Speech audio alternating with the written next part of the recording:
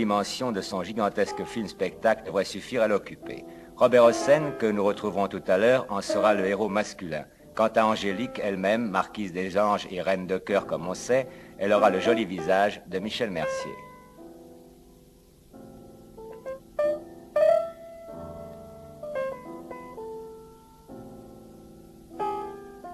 Michel Mercier n'est plus une débutante. Léonide Mogui, toujours lui avait donné son premier grand rôle alors qu'elle était inconnue dans Donnez-moi ma chance, l'histoire d'une petite provinciale venue à Paris découvrir le monde à la fois magique et cruel du cinéma, ce qui était exactement son cas. Et puis un jour, elle a disparu. Ce n'était pas le chômage pourtant, mais au contraire, beaucoup de travail ailleurs. En Italie, mine inépuisable de ressources pour les acteurs français, un peu tenus à l'écart en France. Elle a aussi tourné à Hollywood, mais elle n'a pas fait que cela et le bilan de son travail, rien que pour l'année écoulée, est assez effarant.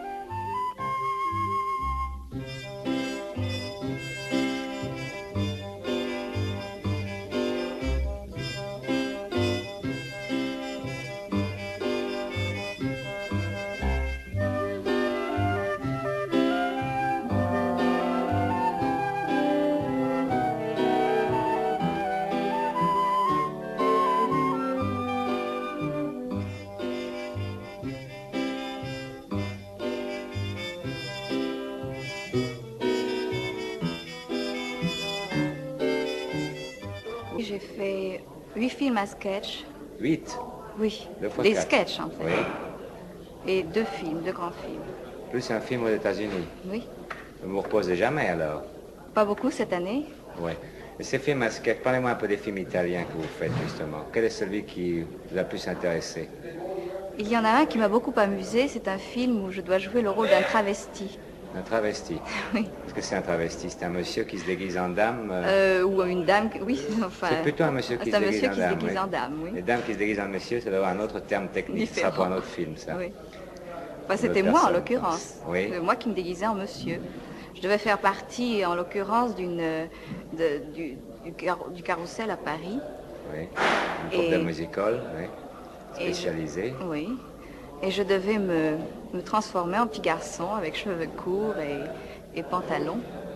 La métamorphose a été facile? J'ai eu très peur au début parce que j'avais jamais eu les cheveux très courts. Vous n'avez jamais été un petit garçon, non? Jamais. Mais ça m'a beaucoup amusé. Ce qui était très amusant de voir, c'était le matin au maquillage. Ces messieurs, ou ces messieurs-dames, disons, qui se rasaient avant de se maquiller, de mettre leurs faux cils. C'était très amusant. Vous mettiez une ombre de barbe pour faire croire que vous étiez rasé? Presque. Mais vous adressiez comment quand vous leur parliez? Vous leur disiez mademoiselle ou monsieur? J'essayais de ne pas leur dire mademoiselle ou monsieur, mais les appeler par leur nom. Autrement, oui, on sait Claudine, jamais... Jacotte, etc. C'est ça. Bon, mais eux, ils avaient quelle réaction vis-à-vis de vous? Eh bien, parmi eux, il y en avait de très gentils, avec qui je suis devenue très camarade, d'autres qui étaient assez jaloux. Oui. Ceux qui étaient jaloux étaient plus jaloux que des femmes ne sont d'habitude dans le métier. Oui, oui, absolument. Est-ce qu'elles avaient aussi des mères, comme on trouve dans le spectacle? Oui, absolument, qui étaient là tout le temps en train d'éponger la sueur de leur fille, ou bien de s'occuper de leur robe, de leur maquillage. Elles étaient très... Mais ces mères, c'était des vraies mères ou bien c'était des pères déguisés en dames?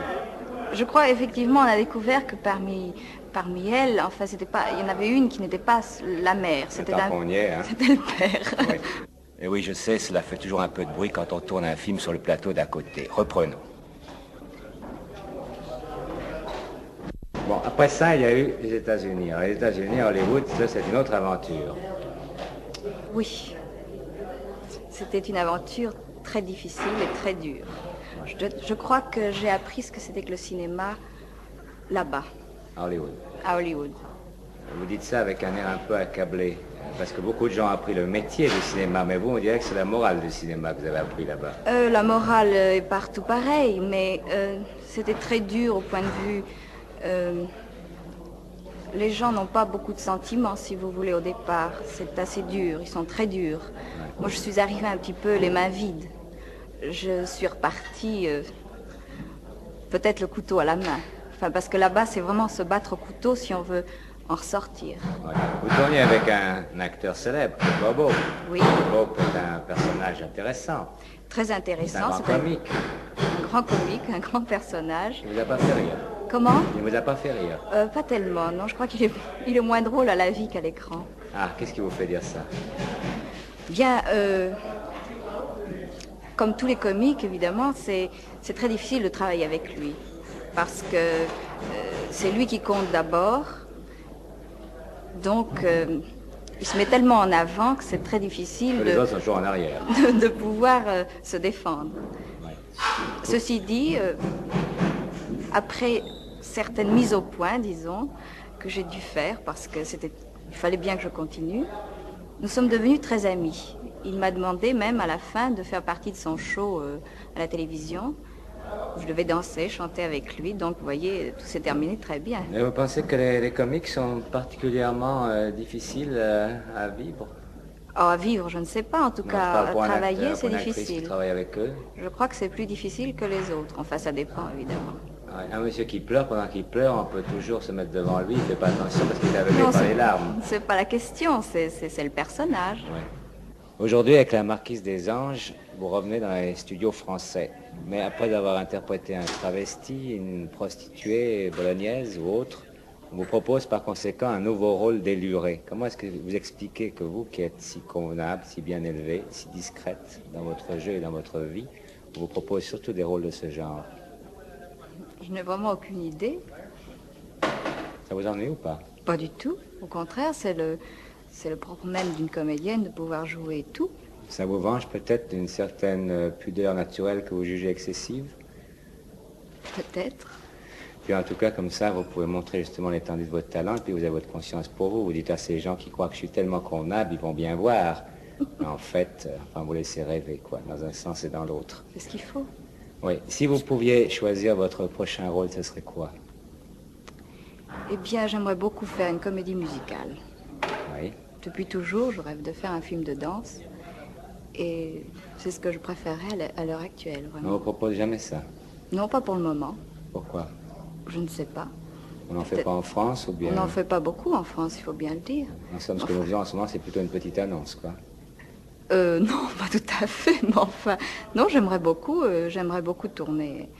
J'ai fait tellement de danse pendant tellement longtemps, au fond, c'est un peu le rêve de ma vie, de faire un Ça film de sert à danse. quelque chose. Oui. Il y a Jeanne Moreau qui a dit un jour, moi je ne choisis pas mes rôles, je choisis mes metteurs en scène. Qu'est-ce que vous pensez de cette phrase? Elle a raison. C'est très juste. Il faut un très bon metteur en scène. C'est effectivement le plus important. Bien sûr, il faut aussi que le rôle vous convienne. Oui, mais enfin c'est pas mal ce qu'elle a dit parce qu'en général, justement, une actrice se borne à lire son texte et elle voit à ce moment-là si elle a un rôle important ou pas. Et elle ne pense pas que la personnalité du monsieur qui finalement tourne le film est plutôt plus importante que ce qui est écrit dans l'histoire. Vous Non, croyez pas? je trouve qu'elle a absolument raison. De quoi est-ce que vous êtes le plus fier quand vous pensez à votre carrière? Le plus fier dans quel sens? Celui que vous voudrez. Bah, vraiment, dites-moi. Non, soit d'un rôle, c'est d'avoir tenu le coup quand vous étiez découragé, soit je ne sais pas. Bah, je crois que simplement d'avoir continué dans la ligne que je m'étais tracée, d'être arrivé à faire la Marquise des Anges aujourd'hui.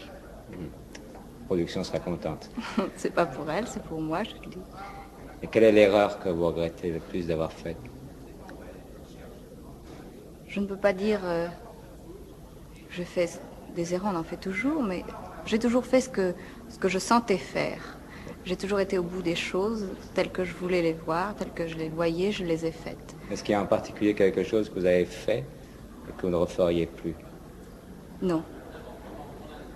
Qu'est-ce que vous attendez d'un film? De l'argent, d'être connu, ou bien alors le signe qu'une femme peut être aussi indépendante qu'un homme? J'attends de l'argent, sûrement pas. Quelque chose, évidemment, chaque fois que l'on interprète un rôle, cela vous apporte quelque chose, donc j'attends quelque chose de nouveau à chaque fois. Et l'indépendance? Et l'indépendance, eh bien, ma foi, je l'ai. Ça existe, l'indépendance pour une femme? Oui. Il n'y a pas des milliers d'années de tradition qui vous tirent en arrière malgré les efforts qu'on fait? Ça dépend ce que vous entendez par indépendance. On peut être indépendant. Moi, j'aime bien être indépendant sur le plan, si vous voulez, professionnel. L'important, c'est de ne pas être indépendant sur le plan sentimental.